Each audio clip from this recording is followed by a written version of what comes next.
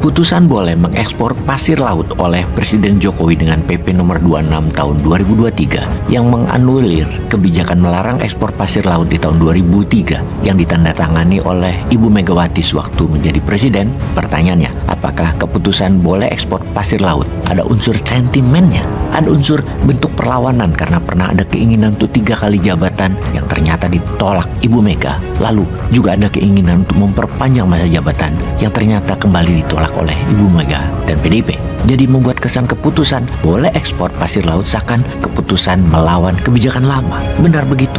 Nggak tahu juga sih. Namun secara politik sebaiknya sahabat semua yang menganalisa. Sekarang kita ada baiknya melihat dari sisi lain lagi. Kita mulai dengan pertanyaan, apakah dengan membantu Singapura meluaskan wilayah daratnya, Indonesia diuntungkan? Indonesia untung secara materinya berapa banyak? Atau misalnya untuk membangun IKN kah uang masuk dari Singapura beli pasir laut tersebut? Mungkin Singapura tidak kasih uang namun ikut membangun IKN, di mana Singapura ikut berinvestasi. Yang artinya investasi Singapura ya harus untung Singapuranya. Lalu di mana untungnya Indonesia? Sesungguhnya Indonesia punya catatan sejarah tentang ekspor pasir laut, namun sayang sejarahnya kelam.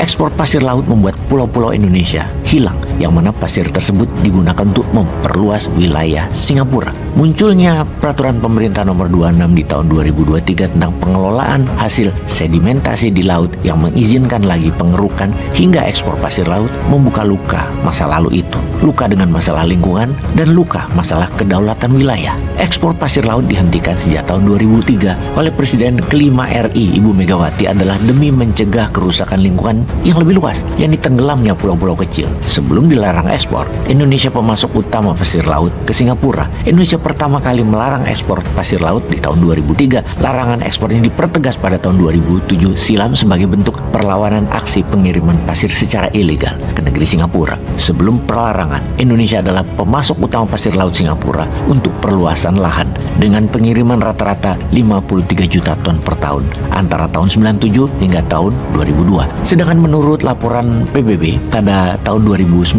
negeri Singapura adalah importir pasir laut terbesar di dunia. Bahkan Singapura mengimpor 517 juta ton pasir laut dari para negara tetangganya, termasuk Malaysia dalam 2 dekade lamanya. Pada tahun 2007 lalu ekspor pasir laut untuk reklamasi Singapura sempat menghilangkan 2 pulau milik Indonesia, yang mana itu dilakukan secara ilegal. Oleh karena itu, banyak pihak setuju dengan pelarangan ekspor tersebut. Karena memang Indonesia nggak mendapatkan apa-apa dari ekspor pasir laut itu. Ada pulau yang hilang, lingkungan rusak, dan Indonesia harus keluar uang banyak untuk memulihkannya. Jadi Indonesia menanggung pulau hilang demi perluasan Singapura dan demi sedikit uang receh. Dari sisi kedaulatan, ini yang sering abai pemerintah saat ini. Semakin maju atau semakin luas daratan Singapura, maka perhitungan perairannya pun semakin maju. Wilayah perairan Indonesia menjadi semakin mundur. Sudah itu banyak pulau yang hilang kala air laut pasang. Bayangkan, berdasarkan data pemerintah Singapura, lahan negara itu meluas hingga 2,7 km persegi selama 2018. Perluasan itu bagian